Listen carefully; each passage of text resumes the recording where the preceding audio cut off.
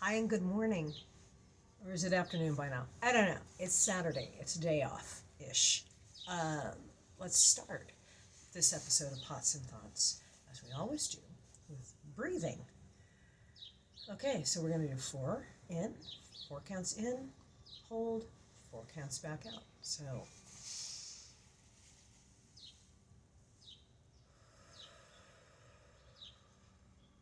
in through the nose and out through the mouth.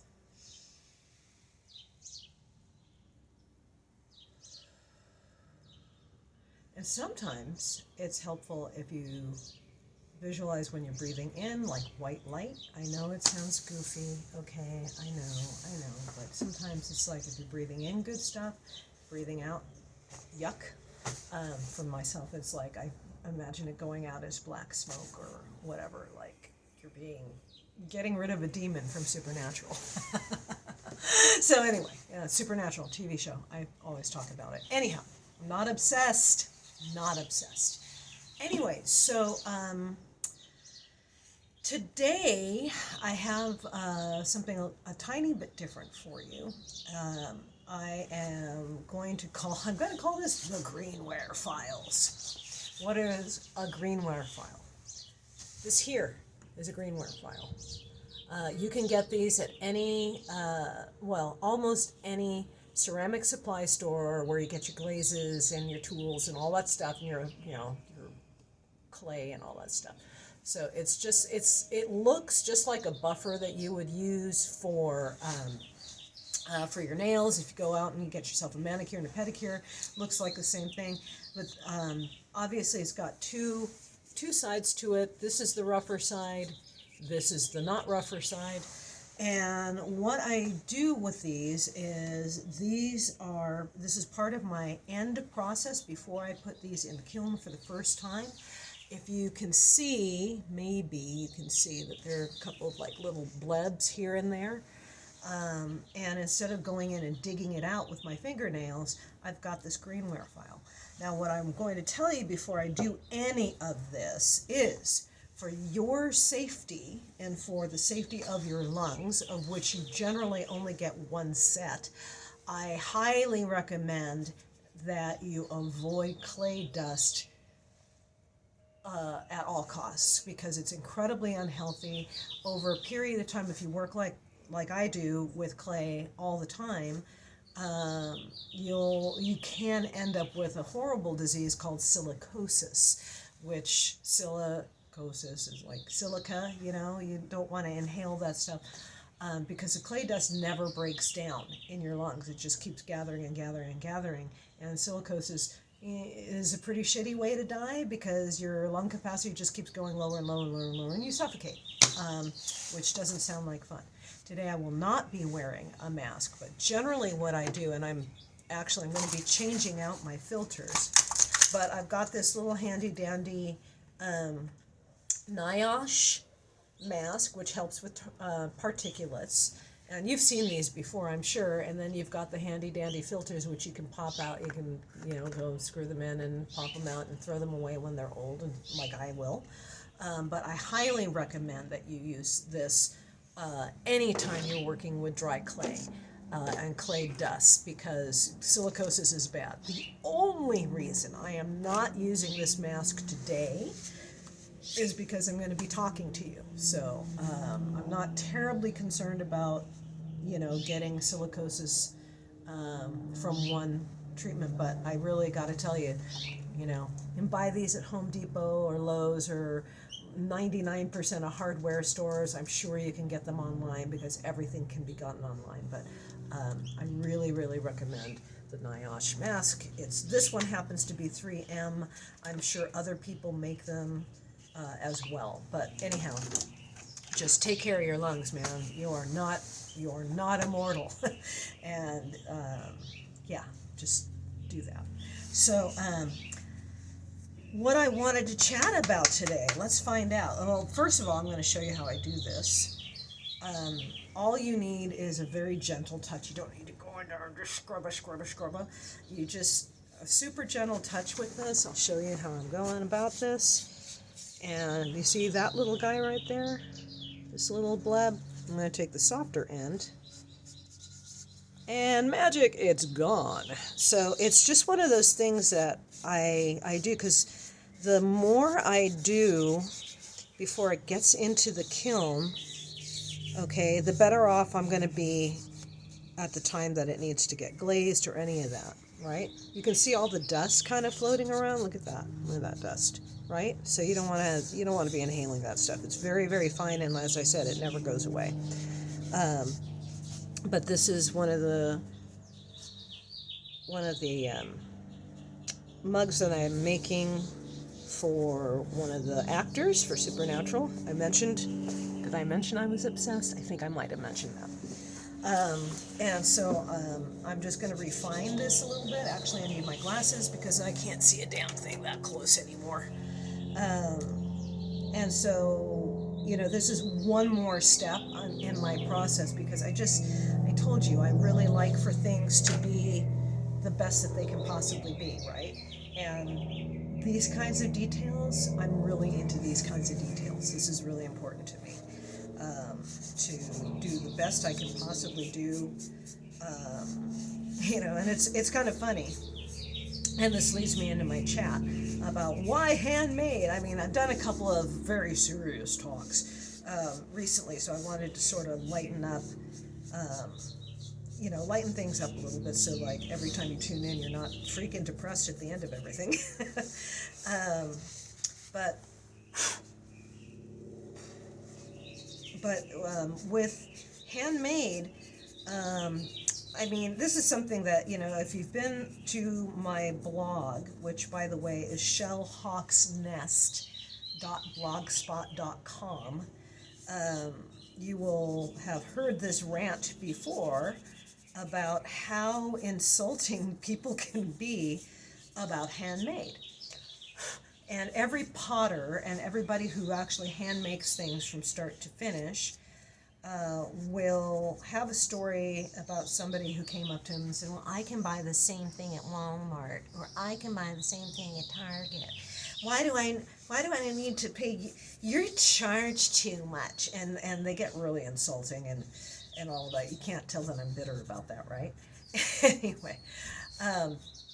So you hear all these complaints, and people really don't understand how much work it takes to get to a point where you're selling your handmade stuff, First and foremost, I mean, I did not, unfortunately for me, I did not go to school a whole lot. I don't have my MFA, which is, by the way, a big regret of mine. And I know that I can still go back to school and do it, but honestly, if I go back to school right now, I'd have to learn algebra again, which I didn't like it, and it didn't like me back when I was in high school. Okay, so that's going to be really, really tough. Plus, I have a full-time job. Plus, my dad's getting older, and I have that to consider, and all these things. So for right now, that's gonna be on the back burner. I've got just a lot on my plate and a lot of responsibilities, and that's just not something that I feel like I can add to my plate right now. As much as I would like to, I'd love to do that. But anyway, handmade stuff. You have to go to school. You have to, or you have to go someplace and learn it, right? In order to get some feedback and have some personal attention. You can learn a certain amount, obviously, from YouTube. My friend Dante, who actually, he is a friend, he and I went to Cosumnes River College together. That's where we met. And our teacher was the same. Our pottery teacher was the same. And of course, Dante has gone on to do just great things. And he's here on YouTube on Earth Nation Ceramics. You've seen a lot of his stuff, I'm sure, by now. And he's just a lovely human. He really is. He's just a really good guy. And I always liked him. He's a good person. Anyway, so we met there in class and all of that. And you can watch his videos. He's really good at, teaching stuff, and he's very accessible to regular humans. I'm going to turn this on because I need a little more light. Anyway, so you can learn from the internet, but it's just in some ways it's a lot easier when you have somebody who can demo for you and then come around and talk to you and give you some advice as to, okay, you need to do X, Y, or Z, whatever it happens to be, right? This is where I am taking this tool, which this is a Diamond Core FP1, and it's a fine, let's see if you can see that. It's a fine carving tool that I use to carve this. This is all hand carved, by the way. So I'm just going to define this a little bit. Now, the reason I do that is because when I carve this, I'm keeping in mind how I'm going to glaze it later. Maybe I'm going to put underglaze in it, or maybe it's going to be like what we call a Celadon glaze, which is a semi-transparent that pools in the low spots and still has color on the higher spots, but that's a lighter color. So anyway, so that's how I do these. And this is why things cost so much. I do this by hand. The funny thing about it is, like, people just kind of, because we are all, in the United States anyway, we're very accustomed to things being extremely convenient. We're accustomed to things being cheap, right? I mean, there are certain items that while, like grocery stores and everything, that got real greedy over COVID, and then they're like, oh, wow, they'll pay that amount of money and we'll just keep charging them because they won't remember that they used to pay less, right? So, but certain other items, they just stayed cheap, right? And so we're kind of accustomed to that, made in Taiwan or made in China or whatever, deal, and people are not accustomed to having the luxury, and handmade is a luxury, that's for sure. They're not accustomed to the luxury of handmade, and they don't understand how much time it takes to learn the craft, first and foremost, how many failures you go through, how much just sheer stubbornness you need to have in order to get good at whatever you're doing. And they just think that they should pay you $10 for a cup or a mug because they're used to the generic world's best dad cups. They're just used to that stuff, right? So it can be a kind of a struggle if you go out to any place that, like a craft fair or something like that, where people are selling handmade, and if you have people who are not educated about it, then people really, unfortunately, for some reason, they just feel really comfortable with giving you a hard time about your prices. As I mentioned in a previous Pots and Thoughts, what's interesting about things, like I was talking about the orange underglaze that I like to use for the stuff that I make for people for Halloween, right? And that used to be a $20 or $30 for a pint of this orange underglaze. All right, and I go through a lot of it. I use a lot of it, during the times that I'm making stuff for Halloween and all of that, obviously, because, black and orange, Halloween colors, right?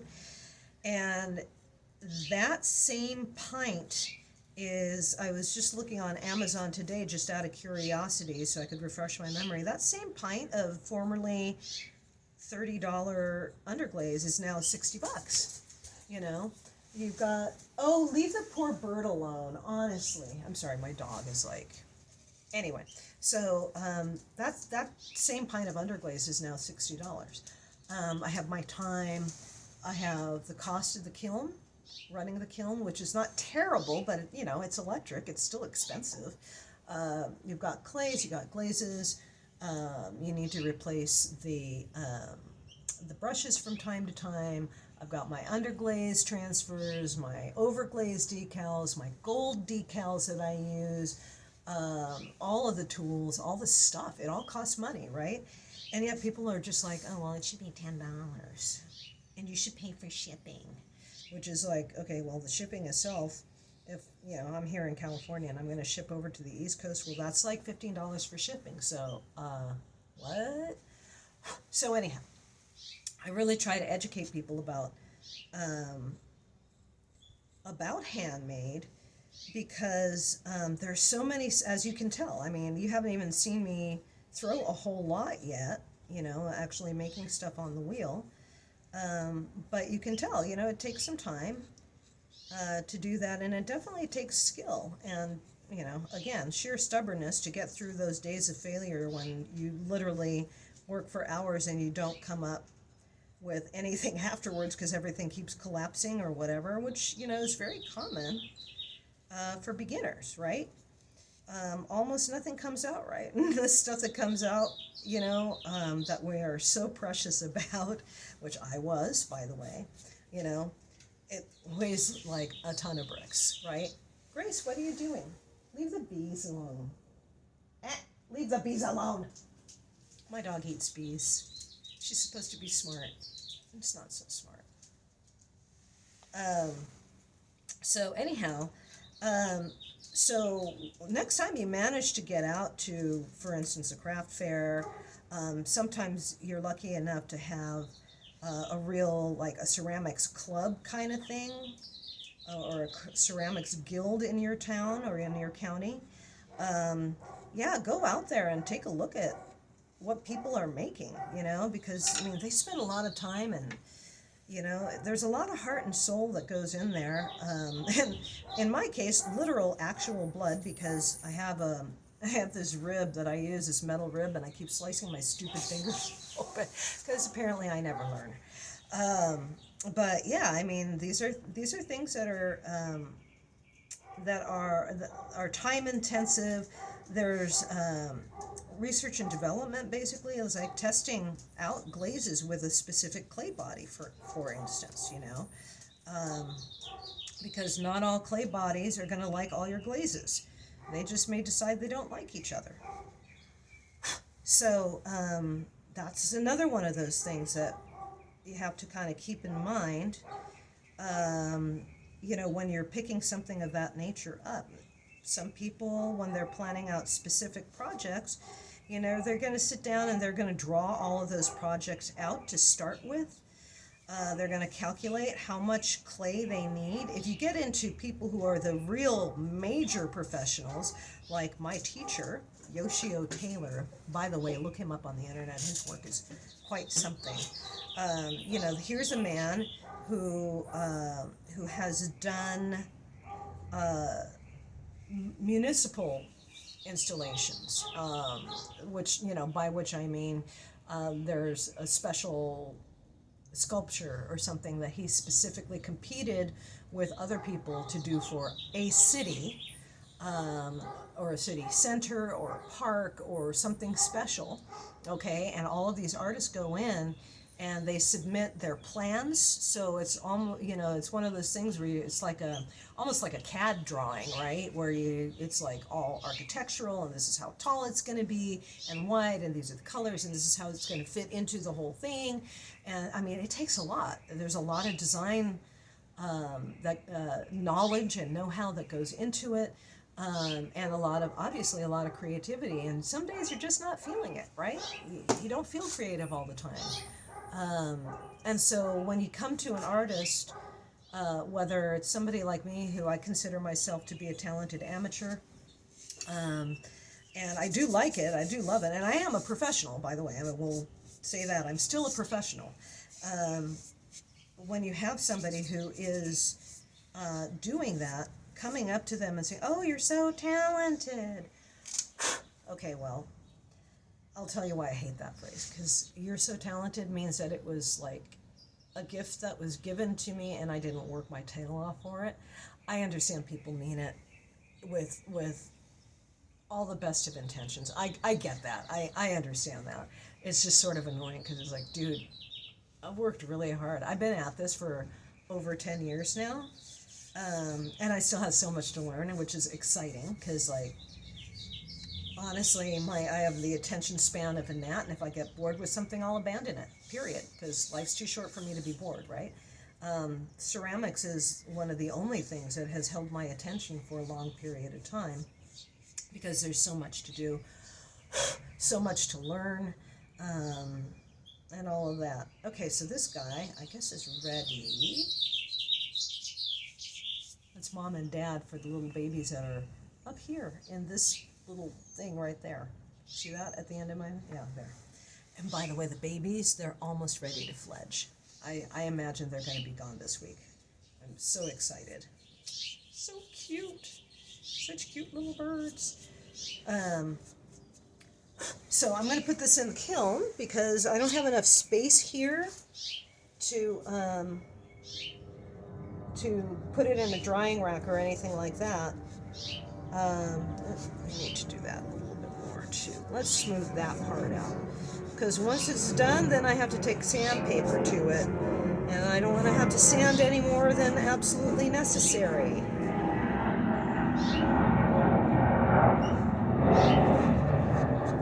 Yeah. So that's pretty smooth and good, huh? Yeah.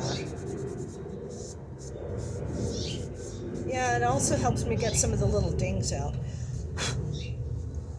So you can see that, right? Right. Okay, so I'll just drop that in here. And I'll show you what it kind of looks like inside. So I'm going to turn this little, I don't think I can turn this around. I can't. Okay, so that's what it looks like inside. This is the second layer. If you look over here, hopefully you can see that. Down in this area, right here, is another layer of cups and stuff that I have. And then you've got this here. Let's see how well you can see. There you go. You can see that a little better. And then here are the kiln elements that are in there. I personally love this particular kiln. This is called a Skutt.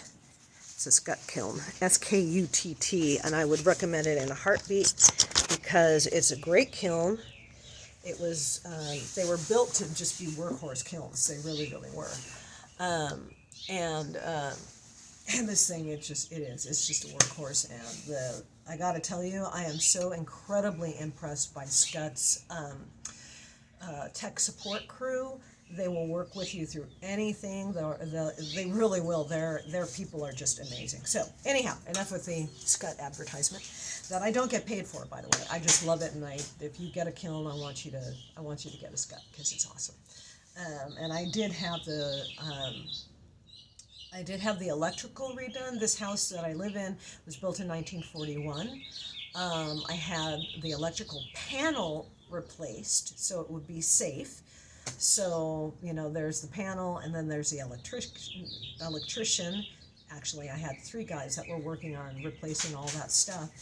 And then I put the 220 in here, and I put an extra 4-banger electrical outlet in there because we really needed it, because it hadn't, like I said, hadn't been updated since 1941. The only reason I'm out on this patio is because I don't have any other place to put it. I used to have the 3rd car in a 3-car garage, which I really loved because I could work on there, out there all year round.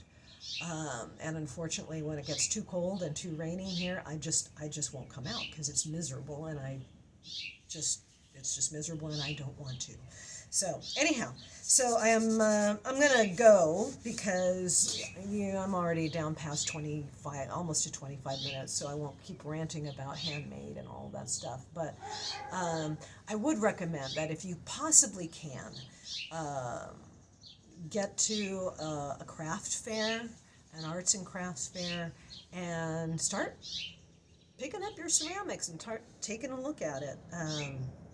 And talk to the potters, talk to the sculptors, talk to the artists, and find out, what their process is, so you get a better idea and a better sense of why handmade is more, yes, it is more expensive, but the neat thing about outlets like that is that you get to meet the artist. You get to know the person who makes your stuff that you use all the time, that you use every day. And I'm going to leave you with a story. So, when I was still up north in Northern California, there was an art fair that I did in the next town over. I used to live in Folsom, and I forgot, now El Dorado Hills, okay.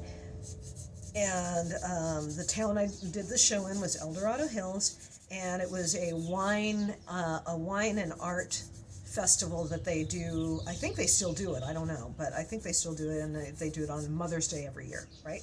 Mother's Day weekend. So I ended up with this wonderful lady, older lady, who came into my booth, and she says to me, "Oh, I had to come in and just tell you that I really love your work. It's just gorgeous and everything." And I had a couple of teapots that I'd made and that were for sale, of course, because, you know, I'm there to sell my stuff. And she said, "Oh, I can't get another teapot. My husband will kill me. I collect them, but my husband will kill me if I get another teapot." I'm like, yeah, I get that, you know, but, you know, you should just get rid of the husband." Kidding. She's like, "Yeah, you know, I just can't do it, but this one is beautiful." And she kept picking it up and putting it down, picking up, putting it down. And she ended up, you know, leaving, very sweet lady. And she came back about an hour later, and she's like, "I don't care, I'm just going to buy this teapot." I said, "Great." Sold her this teapot. Gorgeous teapot. And it was this beautiful, like, robin's egg blue, and a little bit of white on it. And it turned out gorgeous. And the lid was perfect. It fit properly. Everything about that teapot was just great. It's one of the best ones I've ever made, honestly. And a year later, I was at the same show, and this lady came back, and she said, "I wanted to tell you that, you know, I brought this teapot from you last year." And I said, "Oh, yeah, I remember you. How is it? Is it okay?" "I want to tell you that it's the best teapot I've ever owned. I use it every single day." And she said the same thing. She says, "You know, it doesn't drip. When I pour it, the spout doesn't drip at all." Which, by the way, if you make ceramics, that can be really tough. That's a struggle to get spouts that don't drip. And she says the lid fits in perfectly. She says, "I use it every single day for my tea. It is my favorite teapot." And I just melted. It was just the sweetest, sweetest thing. And that's the kind of stuff that we as artists, it's so nice to have that feedback from people, where they tell us that the person I got this for loves it, or this is my favorite. These are beyond just being a cup or a teapot. These are part of people's everyday lives. These are part of like little bits of beauty in an ordinary day. Things that people connect with on an everyday basis, things that they handle every day. And that just, for me, that's why I do this. It's certainly not because I expect to be a multimillionaire. So anyhow, I just want to leave you with that. That's a lovely memory.